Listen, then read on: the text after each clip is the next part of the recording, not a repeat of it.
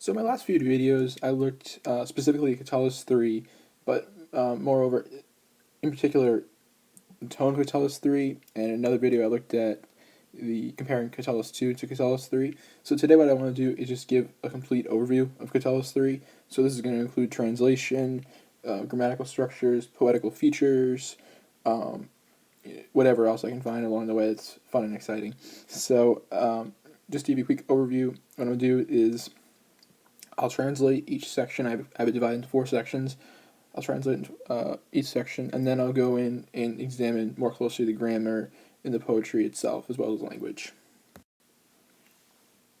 So, to translate, we have mourn, O Venuses and Cupids, and whatever number of classy men there are. The bird of my girl is dead, the bird, the darling of my girl, which she was loving more than her own eyes. So what's going on in this section? So we're just going to go through, kind of line by line and examine what exactly is going on. So right here up top, right away we see imperative verb, and then we have vocative and vocative, and he's just addressing the Venuses and Cupids. And this is a stylistic piece. We know that he addresses, the Venus and Cupid as plural rather than singular, and this is just to create intrigue on his part. There are a lot of different interpretations, but in my mind, I think it's just to create a sense of intrigue among the audience.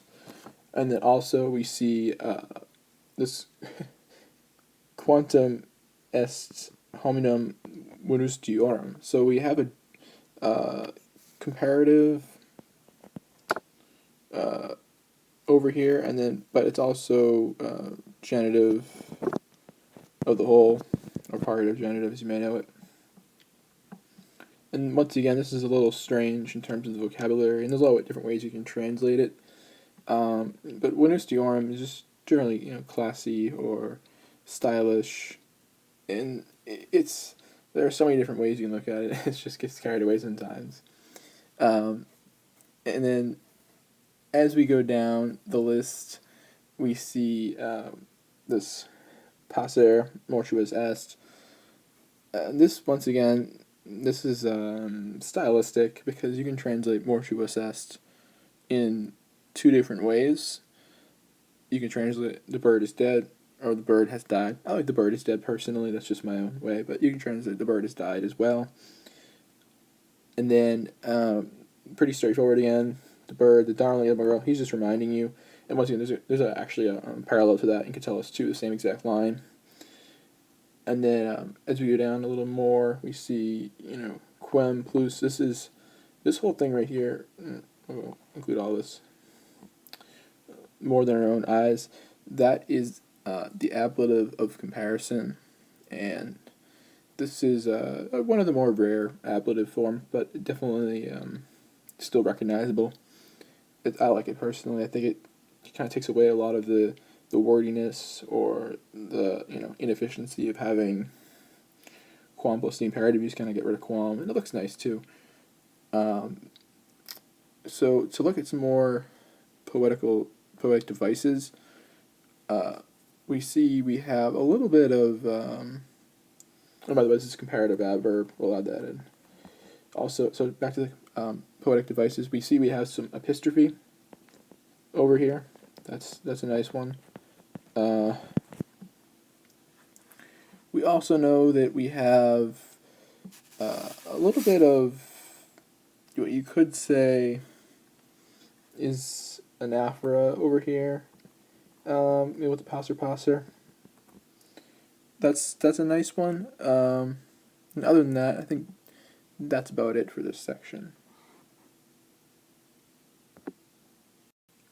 So we're going to translate this section now.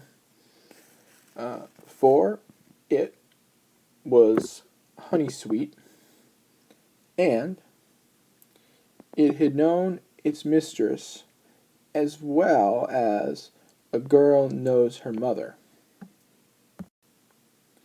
The bird didn't move from her lap, but rather was hopping around here and there toward, and was piping only, or chirping only, towards its mistress. continuously as well. That's cool. So what's going on in this section? Well, it's a pretty action-packed section. I think there's a lot of cool things in here. So we'll take it from the top. Uh, we have this. I'll give you the quick story behind the verb norat. Even though it looks like possibly a present subjunctive, or at least just a present verb, we know that it actually comes from noerat. That's noerat, and this is something that you see sometimes where you have a stylistic shortening of a word just to fit the tense, or not the tense rather, but the poetical structure, the scansion. So you have a certain number of syllables in every line, and sometimes Catullus cheats a little bit. And then Tom bene quam, it's translated as well as, and it's interesting, I think, idiom. And then to translate sentence, you kind of have to add in the norat again here. And then you have to change it to present tense too for it to make sense, as I said. And then we have the direct object right here. Just add that in. Sese is a form of say, just a little different. Gremio, it's parallel. It means lap. You see a different word for it in Catullus too. And also, this is ablative, place from which, or separation, depending how you like it. I think we placed them in this case. And then go down the next line. PAP right here, present active participle, modifying the bird. And then we have a great, one of my favorite expressions right here. Moduk, modaluk. This is just a fun thing Catullus throws in here for us. It's kind of a gem in my opinion. I really like it. It sounds cool when you say it in Latin. Like you kind of lose something when you don't say the poem in Latin. But regardless.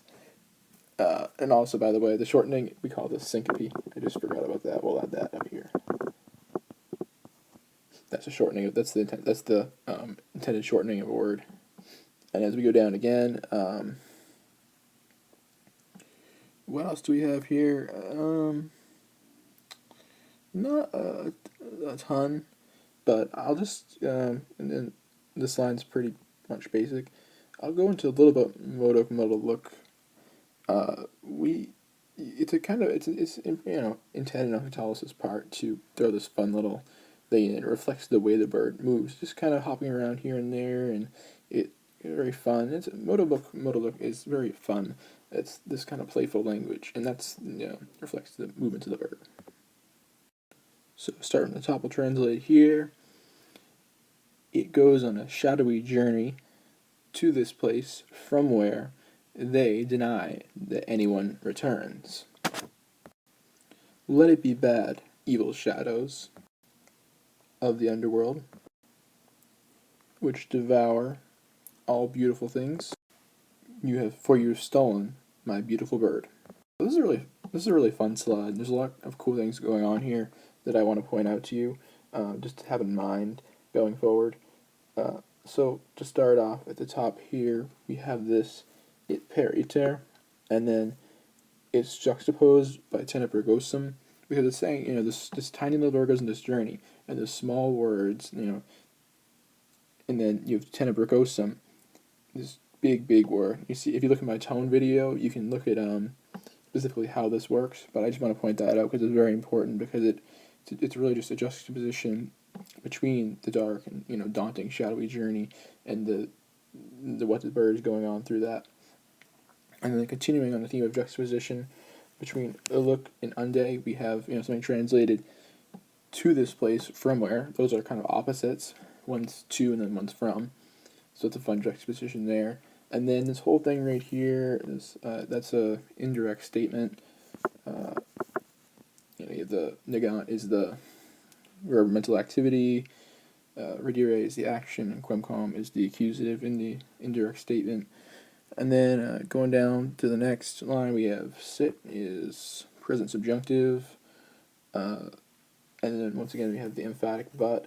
Once again, you can watch my tone video, you can learn about that. And then we have polyptoton right here with malae tenebrae, and that's just the same endings of the word next to each other, repeated endings. And it kind of goes down to quiet over here too. You can argue that. Other than that, let's see. We have, and also we have we'll say sit is a jussive subjunctive. We'll add that in there for fun.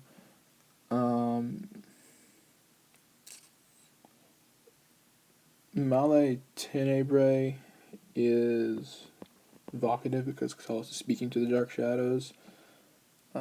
Other than that, let's see down the list here. Omnia bella, it's accusative plural, neuter. And then also we have the specific placement of mihi between bellum and paternaldus. This would be the last thing here. It shows how Catullus is deeply embedded in the bird and how much passion he had for it. So that's just interesting use of syntax right there. And something else to add too is its state of separation. That's the mihi. So to translate this, we have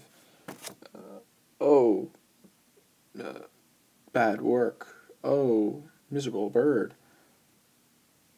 Your work now. I'll say this in different order. I'll say the swollen eyes of my girl turn red from crying because of your work. So once again, we have another fun sentence here. We have I see accusative exclamation right there. That's a pretty rare one. That's a nice find in this. And then obviously vocative over here, and the juxtaposition between vocative and accusative. That's a nice little thing Catullus does for us too, because there are different usages of the accusative exclamation in vocative case. Accusative exclamation refers more towards exclaiming something or just saying out loud, "Oh darn!" And vocative is more, speaking to something. So he's speaking to the verb, whereas he's just exclaiming how bad the work is. And then down the next line, we have genitive singular right here. And the translation here is once again, you look at translations online. There are a lot of different ways to do this, but that's the way I did it a minute ago there. And then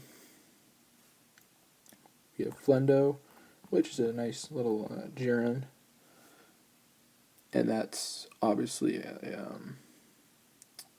ablative ending there.